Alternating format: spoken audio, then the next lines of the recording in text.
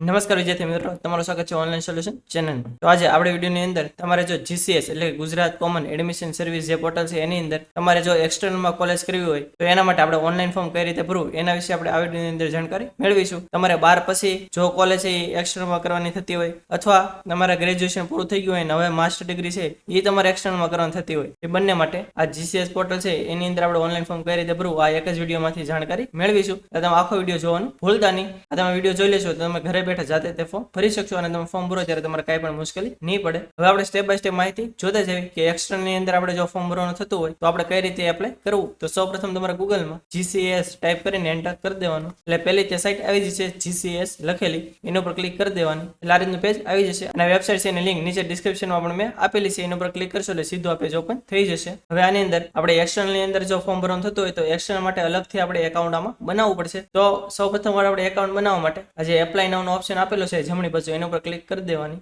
એટલે આ રીતનો પેજ આવી જશે. હવે એની અંદર એમાં પેલું છે અભ્યાસક્રમનો પ્રકાર, તો આની ઉપર ક્લિક કરશો એટલે તમને અલગ અલગ ઓપ્શન જોવા મળશે. હવે જો તમારે એક્સટર્નલ ની અંદર ફોર્મ ભરવાનું થતું હોય તો પહેલા કઈ ઓપ્શન નહોતા આવતા, ફક્ત યુજી અને પીજી એવા બે જ ઓપ્શન આવતા હતા, પરંતુ હવે એક્સટર્નલ માટે અલગથી ઓપ્શન આવી ગયો છે. જો અહીં લખેલું છે કે UG external accept Baba Saheb Ambedkar open university, એટલે કે બાબા સાહેબ આંબેડકર ઓપન યુનિવર્સિટી છે એની સિવાયની જેટલી પણ યુનિવર્સિટી છે બધા માટે તમારે આ યુજી એક્સટર્નલ ની અંદર તે ફોર્મ ભરવાનું થશે.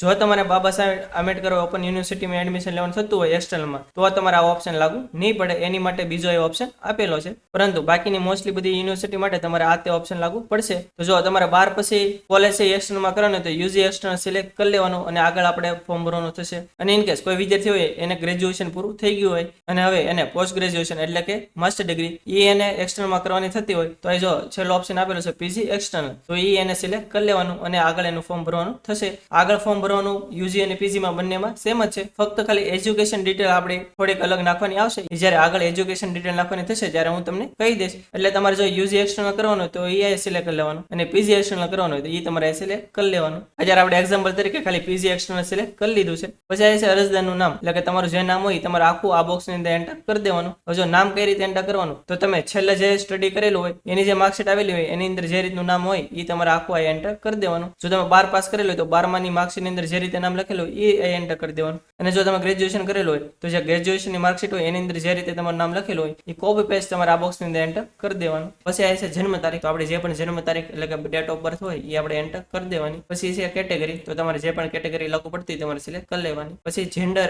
એટલે કે જાતિ તમારે જે પણ લાગુ પડતી તમારે સિલેક્ટ કરી લેવાની. પછી ઈમેલ આઈડી એટલે કે તમારું જે પણ ઈમેલ આઈડી હોય તમારે આ બોક્સ ની અંદર એન્ટર કરી દેવાનું. પછી જે મોબાઈલ નંબર એટલે કે તમારો જે 10 આંકડાનો મોબાઈલ નંબર હોય એ તમારે આ બોક્સ ની અંદર એન્ટર કરી દેવાનો. અને ઈમેલ આઈડી અને મોબાઈલ નંબર એવો જ એન્ટર કરવો જે શરૂ હોય, કેમ કે ફ્યુચરમાં એડમિશન લગતી માહિતી તમને મોબાઈલ દ્વારા અને ઈમેલ દ્વારા જાણ કરવામાં આવશે. બધી માહિતી ભરાઈ જાય પછી આપણે ગેટ ઓટીપી એની ઉપર ક્લિક કરી દેવાની એટલે આપણા મોબાઈલ નંબર અને ઈમેલ આઈડી બંનેમાં ઓટીપી આવી જશે. એ બંને ઓટીપી આપણે આની અંદર એન્ટર કરવાના થશે. મોબાઈલનો ઓટીપી હોય આપણે આ બોક્સ ની અંદર અને ઈમેલનો ઓટીપી હોય આપણે આ બોક્સ ની અંદર એન્ટર કરી દેવાનો અને પછી આ જે કેપ્ચા બતાવે છે આ એન્ટર કરીને સબમિટ બટન ઉપર ક્લિક કરી દેવાની એટલે આ લખેલું આવી જશે કે તમારું રજીસ્ટ્રેશન સક્સેસફુલી થઈ ગયું છે. પછી આપણે ઓકે ઉપર ક્લિક કરી દેવાની એટલે આ રીતનો પેજ આવી જશે. અને જો આ રીતનો પેજ ન આવે તો હોમ પેજ ઉપર જઈને ઓલરેડી રજીસ્ટ્રેશન નો જે ઓપ્શન છે એના ઉપર ક્લિક કરશો એટલે આ રીતનો પેજ આવી જશે. તો આપણે યુઝર નેમ અને પાસવર્ડ ની અંદર એન્ટર શું કરવાનું, તો જો આપણે એકાઉન્ટ બનાવ્યું એટલે આપણા મોબાઈલ અને ઈમેલ આઈડી ની અંદર એક આપણને યુઝર નેમ અને પાસવર્ડ સેન્ડ કરી દેવામાં આવ્યું હશે. એ પાસવર્ડ અને યુઝર નેમ આપણે આ બંને જગ્યાએ એન્ટર કરી દેવાનું અને પછી આ જે કેપ્ચા બતાવે છે એન્ટર કરીને સાઇન ઇન એની ઉપર ક્લિક કરી દેવાનું. તો જો આ રીતનું પેજ આવી જશે. હવે અમુક આપણી બેઝિક ડિટેલ લખેલી હશે જે આપણે રજીસ્ટ્રેશન કર્યું ત્યારે નાખેલી હોય એ બાકીની બધી આપણે માહિતી અહીંયા નાખવાની થશે. જો અલગ અલગ ઓપ્શન આપેલા છે તો આપણે એક પછી એક જોતા જઈએ. તો એમાં પેલું છે પ્રોફાઇલ, તો એની ઉપર ક્લિક કરી દેવાની એટલે આ રીતનો પેજ ઓપન થઈ જશે. હવે આની અંદર આપણે જે રજીસ્ટ્રેશન કરતી વખતે ડિટેલ નાખી હોય એની સિવાયની જે પણ નાખવાની થતી હોય એ કઈ રીતે માહિતી એન્ટર કરવાની એ આપણે જોઈ લેવી. તો એમાં છે ફાધર નેમ એટલે કે આપણા પપ્પાનું નામ જે પણ હોય એ આપણે આ બોક્સ ની અંદર એન્ટર આખું કરી દેવાનું. પછી જે મધર નેમ એટલે કે આપણા મમ્મીનું નામ જે હોય એ આપણે બોક્સ ની અંદર એન્ટર કરી દેવાનું. પછી પેરેન્ટ્સ મોબાઈલ નંબર એટલે કે આપણા પપ્પાનો નંબર જે હોય એ આપણે બોક્સ ની અંદર એન્ટર કરી દેવાનો. પછી આ છે નંબર ઓફ સિબલિંગ્સ એટલે કે આપણા ભાઈ બહેન કેટલા છે એની આપણે અહીં આંકડો નાખવાનો થશે. જેટલા પણ હોય તમારે એન્ટર કરી દેવાના. પછી કેટેગરી આપણે પહેલા સિલેક્ટ કરેલી છે એ લખેલી આવી જશે. પછી આ છે કાસ્ટ સર્ટિફિકેટ ડેટ એટલે કે તમે જો ઈડબ્લ્યુએસ એસીબીસી એસસી કે એસટી સિલેક્ટ કરેલું હશે તો એનું તમે જે કાસ્ટ સર્ટિફિકેટ કઢાવેલું હોય તારીખ તમારે આ બોક્સ ની એન્ટર કરી દેવાની. પછી એ જે કાસ્ટ સર્ટિફિકેટ હોય તમારે અપલોડ કરવાનું થશે. કઈ રીતે અપલોડ કરવાનું તો કે ચોઈસ ફાઇલ ઉપર ક્લિક કરીને જ્યાં પીડ્યું તમારે સિલેક્ટ કરી લેવાનું અને પછી આ જે અપલોડ નો એરો આપેલો છે એની ઉપર ક્લિક કરશો એટલે એ અપલોડ થઈ જશે. પછી નોન ક્રિમિલિયર એટલે કે જો તમે ઓબીસી માં આવતો હોય તો તમારે આ લાગુ પડશે, બાકી જનરલ ઈડબ્લ્યુએસ એસસી એસટી ને આ નોન ક્રિમિલિયર લાગુ નહીં પડે. જો તમે ઓબીસી માં આવતા હો તો તમારે નોન ક્રિમિલિયર કાર્ય કઢાવેલું છે એ ડેટ તમારે એન્ટર કરી દેવાની. નોન ક્રિમિલિયર છે એ પણ અપલોડ કરવાનું થશે. એ પણ ચોઈસ ફાઇલ ઉપર ક્લિક કરીને જ્યાં પડ્યું હોય સિલેક્ટ કરીને આ જે એરો બતાવે છે એની ઉપર ક્લિક કરશો એટલે એ અપલોડ થઈ જશે. પછી જેન્ડર આપણે પહેલા સિલેક્ટ કરેલું છે. પછી આવી છે ડિસેબિલિટી એટલે કે તમે શું ફિઝિકલ હેન્ડીકેપ છો જો તો તમારે આ ટિક કરી લેવાનું, અથવા વિઝ્યુઅલ હેન્ડીકેપ એટલે કે જે અંધ વિદ્યાર્થી હોય એને આ સિલેક્ટ કરવાનું રહેશે. અને જો કઈ લાગુ ન પડતું હોય તો તમારે નન ઉપર ટિક કરી દેવાનું. પછી છે નેશનાલિટી એટલે કે ઇન્ડિયન છો ફોરેનર, મોસ્ટલી બધાને ઇન્ડિયન જ તે આવશે. પછી લોકાલિટી એટલે કે તમે અર્બન એટલે કે સિટીમાં રહ્યો છો કે રૂરલ એટલે કે ગામડે રહ્યો છો, તમારે જે પણ લાગુ પડતું હોય તમારે સિલેક્ટ કરી લેવાનું. પછી રિલીજન એટલે કે તમારો ધર્મ શું છે તમારે સિલેક્ટ કરી લેવાનું. પછી તમે શું માઇનોરિટીમાં આવો છો જો આવતા હોય તો તમારે આની ઉપર ટિક કરી દેવાની, અને ન આવતા હોય તો આની ઉપર કઈ ટિક કરવાની તમારે નથી. પછી આધાર નંબર એટલે કે આપણો જે પણ આધાર કાર્ડ નંબર હોય એ આપણે આ બોક્સની એન્ટર કરી દેવાનો. પછી આવી છે નેમ એઝ પર આધાર એટલે કે આધાર કાર્ડ ની અંદર જેવી રીતે તમારું નામ લખેલું હોય એવી જ રીતે કોપી પેસ્ટ તમારે આ બોક્સની અંદર એન્ટર કરી દેવાનું. પછી આ એક છે એબીસી આઈડી એટલે જો તમારે આગળ એબીસી આઈડી હોય તેનો નંબર એન્ટર કરી દેવાનો. પછી છે યુડાયસ નંબર, જો તમારે આગળ યુડાયસ નંબર હોય તો તમારે આ બોક્સની અંદર એન્ટર કરી દેવાનો. અને જો આ બંને વસ્તુ તમારે આગળ ન હોય તો નહીં નાખો તો પણ ચાલશે. પછી થોડાક નીચે આવી એવી. પછી આ છે પ્રેઝન્ટ એડ્રેસ ડિટેલ એટલે કે આપણું હાલનું સરનામું જે હોય એની માહિતી નાખવાની થશે. તો આપણું જે પણ હાલનું સરનામું હોય એ આપણે બોક્સની અંદર આખું એન્ટર કરી દેવાનું. પછી આ સ્ટેટ સિલેક્ટ કરી લેવાનું. પછી આપણો એ ડિસ્ટ્રિક્ટ સિલેક્ટ કરી લેવાનું. પછી આપણો તાલુકો જે લાગુ પડતો એ સિલેક્ટ કરી લેવાનું. અને આપણે એરિયાનો જે પણ પિનકોડ હોય એ આપણે આ બોક્સની અંદર એન્ટર કરી દેવાનું. પછી આ છે પરમેનન્ટ એડ્રેસ ડિટેલ એટલે કે કાયમી સરનામું. જો હાલનું અને કાયમી સરનામું બંને અલગ અલગ હોય તો તમારે કાયમી સરનામું જે હોય એ તમારે આખું એન્ટર કરી દેવાનું. અને જો બંને સેમ જ હોય તો આની ઉપર ક્લિક કરશો તો જે હાલનું સરનામું હશે એ ત્યાં ઓટોમેટિક લખેલું આવી જશે. હવે એટલું થઈ જાય પછી અહીંયા ઉપર જમણી બાજુ આપણો ફોટો અને સિગ્નેચર અપલોડ કરવાનો થશે. ફોટો અપલોડ કરવા માટે ચોઈસ ફાઇલ ઉપર ક્લિક કરીને જે પડ્યું એ આપણે સિલેક્ટ કરી લેવાનું, અને પછી અપલોડ ઉપર ક્લિક કરી દેવાની. અને આપણે જે ફોટો અપલોડ કરવી એ આપણે જેપીજી અથવા પીએનજી ફોર્મેટમાં તે અપલોડ કરવાનો થશે. અને એની સાઇઝ આપણે 50 KB થી નીચે રાખવાની. પછી આપણે સિગ્નેચર અપલોડ કરવાની થશે તો એ અપલોડ કરવા માટે ચોઈસ ફાઇલ ઉપર ક્લિક કરીને જ્યાં પડ્યું એ સિલેક્ટ કરી લેવાની. અને એ પણ આપણે જેપીજી અને પીએનજી ફોર્મેટમાં અને 50 KB થી નીચે એની સાઇઝ રાખવાની. અને સિલેક્ટ કરીને પછી અપલોડ ઉપર ક્લિક કરશો એટલે તમારે સિગ્નેચર પર અપલોડ થઈ જશે. તો બધી માહિતી આપણે એકવાર વેરીફાઈ કરી લેવાની. જો બધી ઓકે જ હોય તો આપણે સેવ એન્ડ નેક્સ્ટ એની ઉપર ક્લિક કરી દેવાની. હવે આપણે પ્રોફાઇલની બધી માહિતી એન્ટર કરશો એટલે અહીંયા ગ્રીન ટિક આવી જશે કે આપણી આ બધી માહિતી એન્ટર થઈ ગઈ છે. હવે આપણે એકેડમિક ડિટેલ નાખવાની થશે તો એની માટે આપણે આ જે એકેડમિક નો ઓપ્શન છે એની ઉપર ક્લિક કરી દેવાની એટલે આ રીતનું પેજ આવી જશે. હવે આપણે આગળની માહિતી જોઈએ એ પહેલા તમે જો આપણી ચેનલમાં નવો અને આપણી ચેનલ હજી સુધી સબસ્ક્રાઇબ ન કરી હોય તો ચેનલને સબસ્ક્રાઇબ કરવાનું ભૂલતા નહીં, જેથી આવી જ માહિતી તમને સમયસર મળતી રહે. હજુ આપણે એજ્યુકેશન ડિટેલની અંદર તમારે જો પોસ્ટ ગ્રેજ્યુએશન એટલે કે માસ્ટર ડિગ્રીની અંદર એક્સટર્નલ કોલેજ કરવાની થતી હોય તો એની અંદર તમારે 12માની ડિટેલ અને તમે જે ગ્રેજ્યુએશન કરેલું હોય એની ડિટેલ નાખવાની થશે. અને ઇન કેસ તમારે 12 પછી ગ્રેજ્યુએશન કોર્સ છે એ એક્સટર્નલમાં કરવાનો થતો હોય તો એની માટે એજ્યુકેશન ડિટેલની અંદર તમારે 12માની ડિટેલ અને 10માની ડિટેલ નાખવાની થશે. તો સૌપ્રથમ તમારે જો 12 પછી ગ્રેજ્યુએશન છે એ એક્સટર્નલમાં કરવાનું થતું હોય તો એની એજ્યુકેશન ડિટેલ કઈ રીતે નાખવાની એ પહેલા જોઈ લેવી. તો જો બે ઓપ્શન આપેલા છે HSC અને ડિપ્લોમા. હવે જો તમે 11-12 આર્ટ્સ કોમર્સ કે સાયન્સ માં કરેલું હોય તો તમારે HSC સિલેક્ટ કરી લેવાનું. અને કોઈ વિદ્યાર્થી છે ડિપ્લોમા કે ITI કરેલું હોય અને એને 12 સમકક્ષનું પ્રમાણપત્ર મળેલું હોય તો એને જે ડિપ્લોમા વાળો ઓપ્શન છે એ સિલેક્ટ કરી લેવાનું. તો એને જે ડિપ્લોમા કે ITI ની બધી ડિટેલ હોય નાખવાની થશે. અને એની માટે આપણે અલગથી વિડીયો બનાવેલો છે કે તમે ડિપ્લોમા કે ITI કરેલું હોય તો એજ્યુકેશન ડિટેલ કઈ રીતે નાખવી. એ વિડીયોની લિંક જો અત્યારે આઈ બટન ઉપર બતાવી છે, નીચે ડિસ્ક્રિપ્શનમાં પણ હું આપી દઈશ. તમારે એકવાર એ વિડીયો જોઈ લેવાનો. પરંતુ તમે જો 11-12 આર્ટ્સ કોમર્સ કે સાયન્સ કરેલું હોય તો તમારે જે પહેલો ઓપ્શન છે એ સિલેક્ટ કરી લેવાનો. હવે છે એક્ઝામ બોર્ડ કે તમે કયા બોર્ડમાંથી 12મું પાસ કરેલું છે એ તમારે સિલેક્ટ કરી લેવાનું. મોસ્ટલી બધાને ગુજરાત સેકન્ડરી અને હાઈ સેકન્ડરી એજ્યુકેશન બોર્ડ આવશે, પહેલો તે ઓપ્શન આપેલો છે. અને જો તમારે કઈ બીજું અલગ હોય તો તમે નીચે ઓપ્શન આપેલા છે સિલેક્ટ કરી શકો છો. પછી જે પાસિંગ યર એટલે કે તમે કયા વર્ષે પાસ કરેલું છે એ તમારે સિલેક્ટ કરી લેવાનું. પાસિંગ મંથમાં કયા મહિનામાં તમે પાસ કરેલું છે એ સિલેક્ટ કરી લેવાનું. એ આપણી માર્ક્સની અંદર લખેલું જ છે મહિનો અને યર, એ પ્રમાણે તમારે સિલેક્ટ કરી લેવાનું. પછી આ છે સીટ નંબર. 12માં તમારો જે પણ સીટ નંબર હોય તમારા બોક્સની અંદર એન્ટર કરી દેવાનું. અને પછી ફેચ બોર્ડ ડેટા એની ઉપર ક્લિક કરશો એટલે બધી માહિતી લખેલી આવી જશે કે તમારે કયું સ્ટ્રીમ હતું, કેટલા માર્ક આવેલા છે, તમારું નામ શું હતું, કેટલા એટેમ્પ છે, બધી આવી જશે. અને ઇન કેસ તમે ફેચ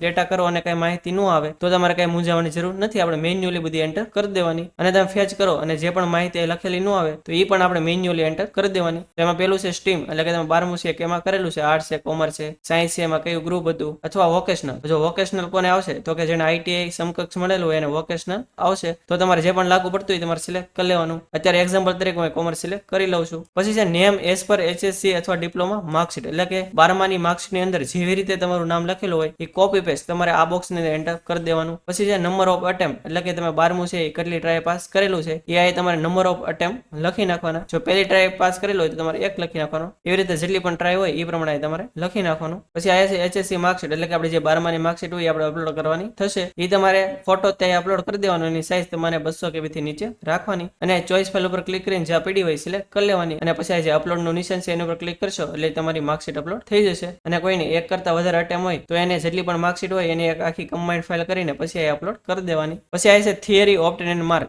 જો આ ખાલી થિયરી જ લખેલું છે અને આ એક જોશો તો થિયરી પ્લસ પ્રેક્ટિકલ લખેલું છે, એટલે કે જે પણ વિદ્યાર્થી હોય 12 સાયન્સ કરેલું હોય એને થિયરી અને પ્રેક્ટિકલ બંને આવે છે, એટલે એને આ બંને લાગુ પડશે. ઇન કેસ કોઈ વિદ્યાર્થીએ કોમર્સ કે આર્ટ્સ કરેલું હોય તો એને કઈ પ્રેક્ટિકલના માર્ક નથી આવતા, પરંતુ આ રેડ સ્ટાર કરેલું છે તો આયા માહિતી આપણે ફરજિયાત નાખવાની થાય, તો આર્ટ્સ અને કોમર્સ વાળાને આયા જે પણ માર્ક નાખેલા હોય એવી રીતે આયા નાખી દેવાના, કેમ કે એને પ્રેક્ટિકલ નથી આવતા. એટલે ફક્ત તમારે થિયરીને તમારે પાછા બીજી વાર એન્ટર કરી દેવાના. તો આયા જોવી તો જો થિયરી ઓપ્ટેડ માર્ક એટલે કે તમારા થિયરીમાં કેટલા માર્ક આવ્યા છે એ નાખી દેવાના. ટોટલ કેટલા માર્ક હતા, જો 7 સબ્જેક્ટ હોય તો તમારે 700 એન્ટર કરી દેવાના ને એમાંથી તમારે 500 આવ્યા હોય તો તમારા કેટલા પર્સન્ટેજ થશે એ ઓટોમેટિક લખેલા આવી જશે. એવી રીતે આ જો તમારે લાગુ પડતા હોય તો તમારે એન્ટર કરી દેવાનું, તો આયા પણ પર્સન્ટેજ લખેલા આવી જશે. પછી આ છે કે HSC સ્કૂલ નેમ એટલે કે તમે 12મું કઈ સ્કૂલમાંથી પાસ કરેલું છે સ્કૂલનું નામ એન્ટર કરી દેવાનું. પછી કયું સ્ટેટમાંથી પાસ કરેલું છે, મોસ્ટલી બધાને ગુજરાત જ આવશે. પછી જે પાસિંગ ડિસ્ટ્રિક્ટ એટલે કે તમે કયા ડિસ્ટ્રિક્ટમાંથી પાસ કરેલું છે એ સિલેક્ટ કરી લેવાનું. પછી આ છે મીડિયમ ઓફ ઇન્સ્ટ્રક્શન એટલે કે તમે કયા મીડિયમમાં પાસ કરેલું છે, જે પણ મીડિયમમાં તમે પાસ કરેલું છે તમારે સિલેક્ટ કરી લેવાનું. તો એટલી ડિટેલ નાખશો એટલે 12માની બધી માહિતી આવી ગઈ. પછી આ નીચે એક ઓપ્શન આપેલો છે કે HSC સબ્જેક્ટ ડિટેલ એટલે કે 12માની અંદર આપણે જેટલા પણ સબ્જેક્ટ આપેલા હોય બધાની અહીંયા આપણે ડિટેલ નાખવાની થશે. તો અહીંયા તમે સબ્જેક્ટ નેમ છે એની ઉપર ક્લિક કરશો તો અહીંયા બધા સબ્જેક્ટના નામ આવી જશે. હવે તમારી માર્કશીટની અંદર જેટલા પણ સબ્જેક્ટના નામ લખેલા હોય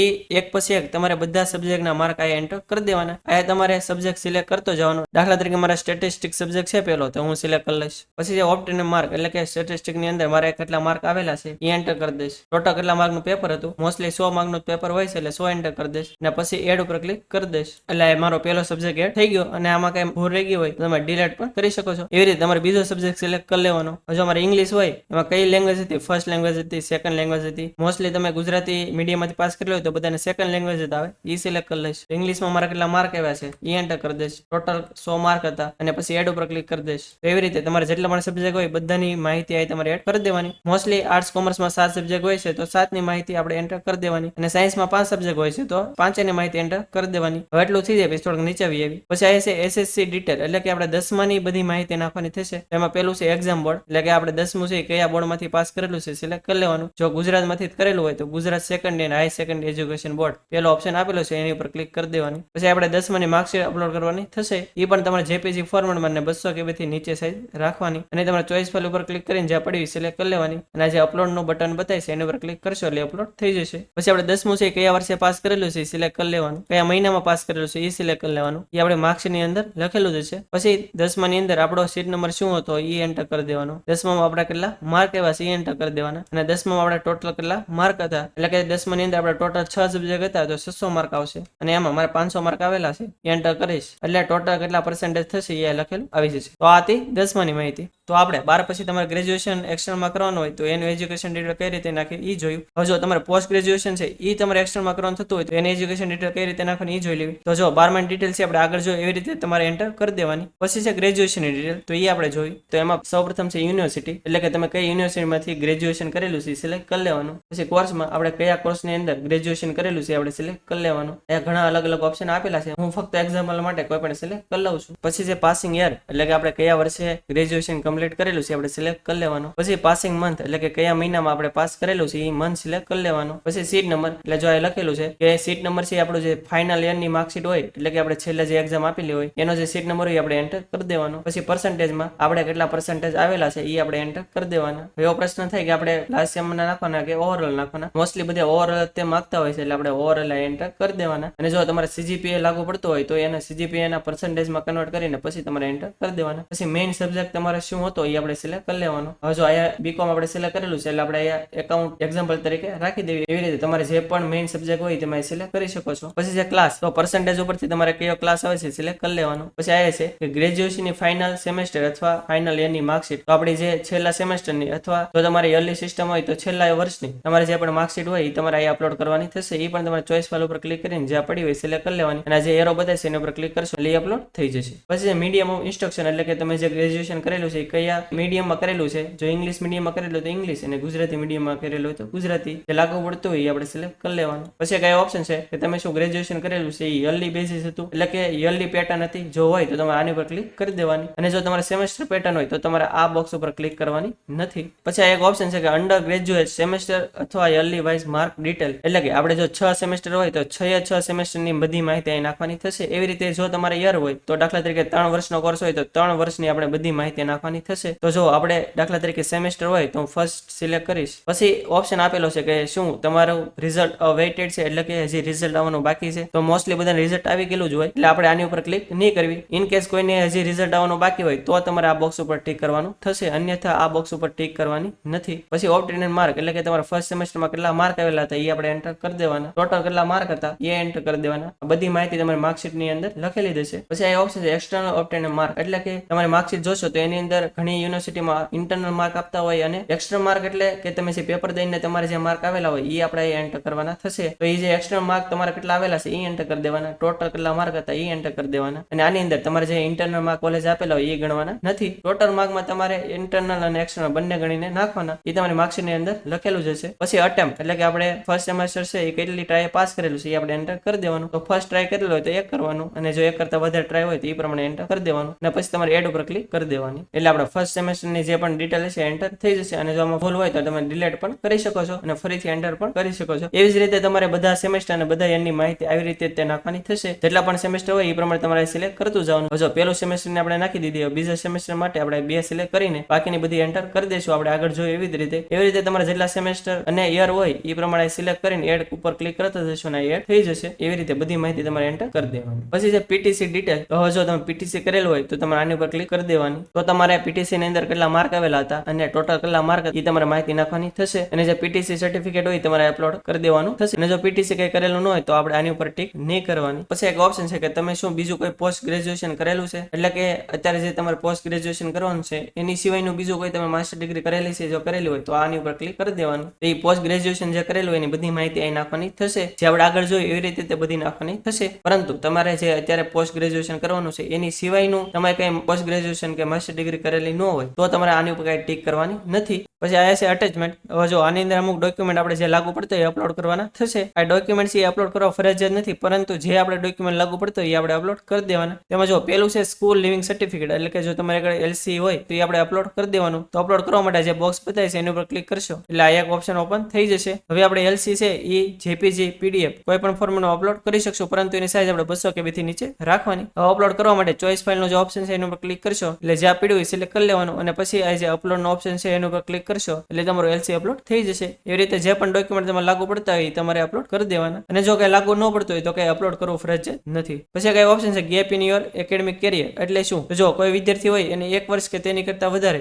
એજ્યુકેશનમાં ગેપ પડેલો હોય, એટલે કે ભણતરનો ગેપ પડેલો હોય તો એને આ લાગુ પડશે. એક્ઝામ્પલ તરીકે આપણે જોઈ તો જો તમે ગ્રેજ્યુએશન ની અંદર એડમિશન લેવાનું છે અને તમે 12મું છે એ 2024 માં પાસ નથી કરેલું, પરંતુ તમે 2023 કે 2022 કે એની પહેલા ગમે ત્યારે પાસ કરેલું છે, તો તમે ત્યારથી લઈને 2024 સુધી કઈ સ્ટડી કરેલ ન હોય તો એ ગેપ પીડો કહેવાય, તો તમારે ગેપ એફિડેવિટ લાગુ પડશે. એવી રીતે યુજીમાં પણ લાગુ પડે છે કે તમે 2023 કે 2023 પહેલા ગ્રેજ્યુએશન પૂરું કરેલું હોય અને 2024 માં હવે તમારે પોસ્ટ ગ્રેજ્યુએશન ની અંદર એડમિશન લેવાનું થતું હોય તો વચ્ચે એજ્યુકેશનનો ગેપ પીડો કહેવાય, તો એના માટે તમારે ગેપ એફિડેવિટ લાગુ પડશે. તો આ જે ગેપ એફિડેવિટ છે એ તમારે કોઈ પણ વકીલ આગળ જશો અને કહેશો એટલે તમને કાઢી દેશે, અને એ પછી તમારે અપલોડ કરવાનું થશે. અને જો એને 1 કરતા વધારે પેજ હોય તે બધાની કમ્બાઇન્ડ પીડીએફ કરીને પછી તમારે અપલોડ કરી દેવાની. હવે બધી માહિતી એન્ટર થઈ જાય એકવાર આપણે બધી વેરીફાઈ કરી લેવાની. જો બધી જ ઓકે હોય તો આપણે સેવ એન્ડ નેક્સ્ટ એની ઉપર ક્લિક કરી દેવાની. એટલે આપણે એકેડેમિક ડિટેલ ઉપર આ ગ્રીન ટિક આવી જશે. હવે આપણે બંને માહિતી એન્ટર થઈ ગઈ છે. પછી ત્રીજું ઓપ્શન છે ચોઇસ, એટલે કે આપણે કઈ યુનિવર્સિટીમાં એડમિશન લેવું છે એ સિલેક્ટ કરવાનું થશે. તો એની માટે આપણે ચોઇસ ઉપર ક્લિક કરી દેવાની. એટલે આ રીતનું પેજ આવી જશે. હવે આની અંદર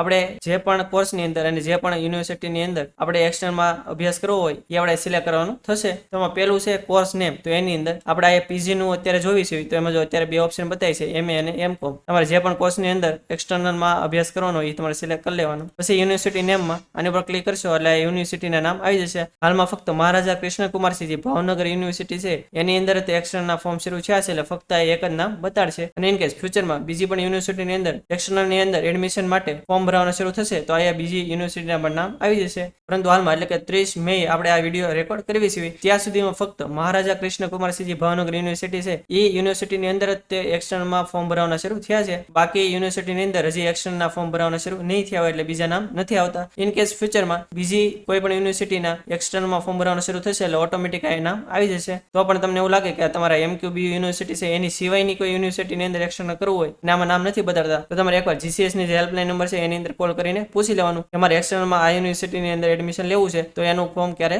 શરૂ થશે. અને જો એમાં કદાચ આન્સર ન મળે તો જે તે યુનિવર્સિટીની અંદર તમારે એડમિશન લેવાનું હોય એનો એક્સટર્નલ ડિપાર્ટમેન્ટનો એક હેલ્પલાઇન નંબર પણ હશે, એ તમને તે યુનિવર્સિટીની વેબસાઇટ ઉપર મળી રહેશે. તો એમાં પણ તમારે એકવાર કોલ કરીને પૂછી લેવાનું મારે કે એમાં ફોર્મ ભરવાનું અને ક્યારથી શરૂ થશે, એટલે ત્યાંથી તમને એક્ઝેક્ટ માહિતી મળી રહેશે. હવે જો તમારે જે પણ યુનિવર્સિટીની અંદર એક્સટર્નલમાં કોર્સ કરવાનો હોય સિલેક્ટ કરી લેવાનું. પછી ડિસ્ટ્રિક્ટ નેમમાં જે પણ યુનિવર્સિટી છે એની અંદર જેટલી પણ ડિસ્ટ્રિક્ટ આવતા છે એ નામ આવી જશે. તમારે જે પણ ડિસ્ટ્રિક્ટની અંદર એક્સટર્નલ કોલેજ કરવી હોય તમારે સિલેક્ટ કરી લેવાની, પછી સર્ચ ઉપર ક્લિક કરી દેવાની એટલે આ લિસ્ટ આવી જશે. હવે જો એક્સટર્નલની અંદર કે અલગ અલગ કોલેજની અંદર એક્સટર્નલ નથી થતું, ફક્ત જે યુનિવર્સિટી હોય એનું અલગથી એક એક્સટર્નલ ડિપાર્ટમેન્ટ હોય છે એટલે ફક્ત એનું ત્યાં નામ આવશે. તો આ જે પણ નામ આવે એને આપણે સિલેક્ટ કરવાનું થશે. તો એડ નો જે ઓપ્શન છે એના ઉપર આપણે ક્લિક કરી દેવાની એટલે જો જમણી બાજુ એ એડ થઈ જશે. પછી તમારે સેવ એન્ડ નેક્સ્ટ એની ઉપર ક્લિક કરી દેવાની. અને ઇન કેસ કોઈને 12 પછી ગ્રેજ્યુએશન છે એ એક્સટર્નલમાં કરવાનું થતું હોય તો તમે એમાં ચોઇસ ફિલિંગમાં આવશો, તમને આ ઓપ્શન જોવા મળશે. તમારે જે પણ કોર્સની અંદર એક્સટર્નલમાં કોલેજ કરવી તમારે સિલેક્ટ કરી લેવાનું. પછી તમારે આનાથી યુનિવર્સિટી સિલેક્ટ કરી લેવાની, પછી આનાથી તમારે ડિસ્ટ્રિક્ટ સિલેક્ટ કરી લેવાનું અને પછી સર્ચ ઉપર ક્લિક કરી દેવાની એટલે આ યુનિવર્સિટીનું એક્સટર્નલ ડિપાર્ટમેન્ટનું નામ આવી જશે. અને એડ કરવા માટે તમારે એડ ઉપર ક્લિક કરી દેવાની એટલે આ એડ થઈ જશે અને પછી તમારે સેવ એન્ડ નેક્સ્ટ ઉપર ક્લિક કરી દેવાની. હવે આપણે 3 સ્ટેપ પૂરા થઈ ગયા છે. હવે ચોથું છે પેમેન્ટ. તો આપણે પેમેન્ટ કરવાનું થશે, એ વન ટાઈમ જ આપણે કરવાનું થશે. તો આ જે પેમેન્ટનો ઓપ્શન છે એના ઉપર ક્લિક કરી દેવાની એટલે આ રીતનું પેજ આવી જશે. હવે આપણે કેટલી ફી ભરવાની થશે એ લખેલું આવી જશે.